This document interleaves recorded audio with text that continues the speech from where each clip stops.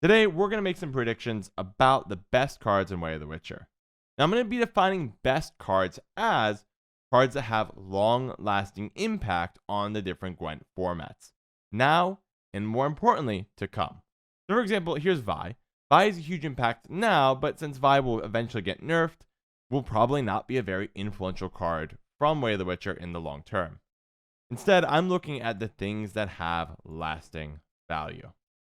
Before we get into the top 5, though, I do want to make an honorable mention. When going through the list, I actually had one card I really wanted to make the list, and it didn't quite make it. So we're going to go for number 6, aka the honorable mention, which is going to be Wticher.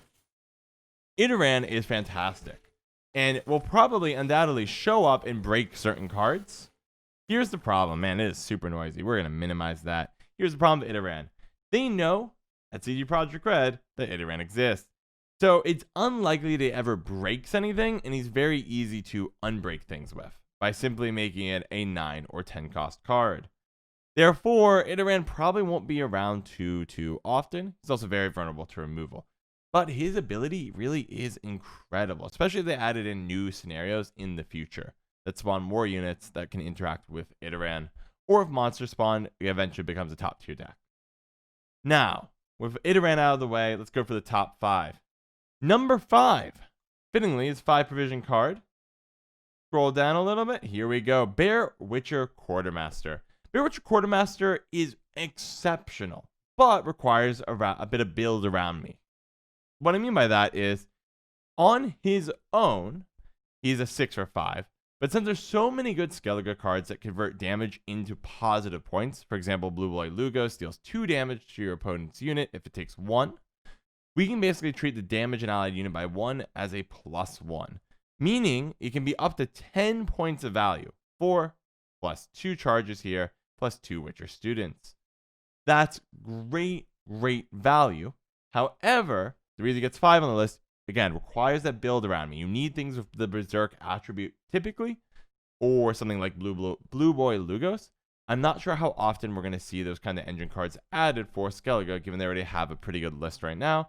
I imagine in the future, CD Projekt Red will be adding in more new elements to Skellige instead of building a ton of targets for self-damage. Therefore, takes number 5. Now, let's go ahead and look at number 4.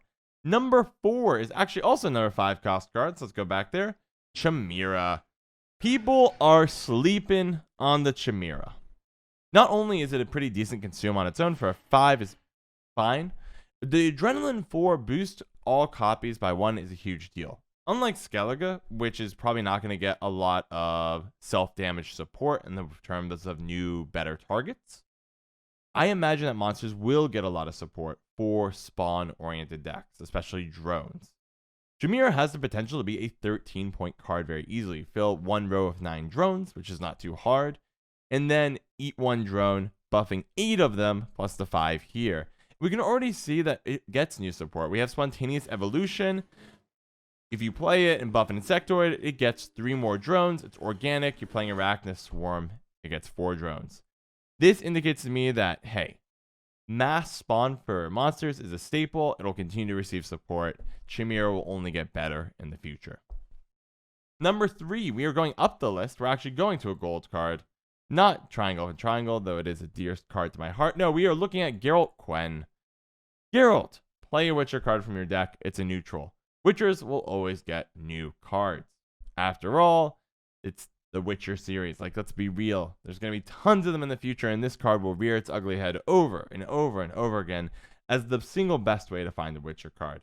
2 for 10, play a Witcher. Oh, that's so good. And it helps every faction. So no matter what faction has the OP Witcher, Geralt will still show up and be like, hey, why don't I search that up for you? Keep an eye on Geralt. Only gets better with every new set. Number 2. We're going to 2 now. Scrolling on down. Snowdrop.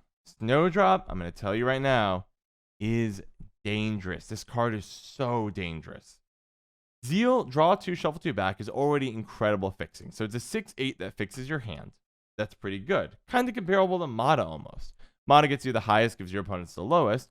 Snowdrop basically says you can upgrade 2 cards in your hand. You're going to draw 2, And you would not have to put on top because they actually shuffle away your 2 worst cards in your hand. That's insane. As a 6/8 because it's going to buff itself. But this last line is so dangerous. Whenever you draw a card, boost self by 2. Drawing cards is essential to card games. Gwent is no exception. There are always going to be great cards in the future and now that allow you to draw cards and then discard. We already see this being used pretty heavily in Lippy decks. As of posting this, interacting with gotta do a little bit of scrolling. Interacting with Berna, draw 2, discard 2. There was the fact that they actually went ahead and printed Snowbell or Snowdrop indicates to me that, hey, draw is here to stay, more is coming, this card's going to be fantastic, and show up in infuriating decks that need fixing. Because decks that want something like this are probably going to be frustrating to play against because they're going to have very consistent cards and still very good point value. But number 1 might catch you off guard, and I might have leaked it in the last video, but we got Hayren Kadach. This card is the nuts. I'm telling you. If any card's going to be on top at the end in a year, it's going to be this one. Why? It is 8 provision for effectively 11 points guaranteed. You play Bear Witcher on Adrenaline 4, 3, 2. Just can't be your last card. You don't want this to be your last card. Guaranteed 8 points. That's already pretty good. 8 for 8. Heal makes it 11. So it's an 11 for 8, which is actually super comparable. The Savlad Totem, right? That's a 12 for 10. We're looking at 11 for 8. Needs a turn, though, to hit, right? Comes down, just deals 8 for 10. Get another turn, you order. So in many ways, it's arguably better than Totem. Just a little easier to interact with. In the sense of, if you kill the Bear Witcher, they might not have the ability to get 2 units that are damaged on the sides of it, while Savlad Totem interacts very well with Berserk cards. It's a little easier to replace one of the Fanatics if it chooses to kill one of the Fanatics with another Berserk card and get a lot of value. But also, the thing about Kadach, let's go back to Kadach, it's a little bit lower provision, is that it works really well with Bear Witchers.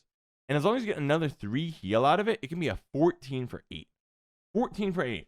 And that's not even mentioning, right? Because you're going to probably play at Bear Witchers, which are already 8 for 5s, and that's great value.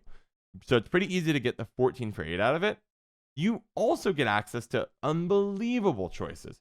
Bear Witcher Adept is a great card in and of itself, but you're probably going to be looking for Bear Witcher Quartermaster in certain decks, or Bear Witcher Mentor, which, if you're having a very damage-oriented deck, can completely pop off out of nowhere and get you a lot of value very quickly. This card is actually the nuts, and I think we're going to see it time and time again until we're totally sick of the raw value it gives. And that is my top 5 plus honorable mention for Way of the Witcher.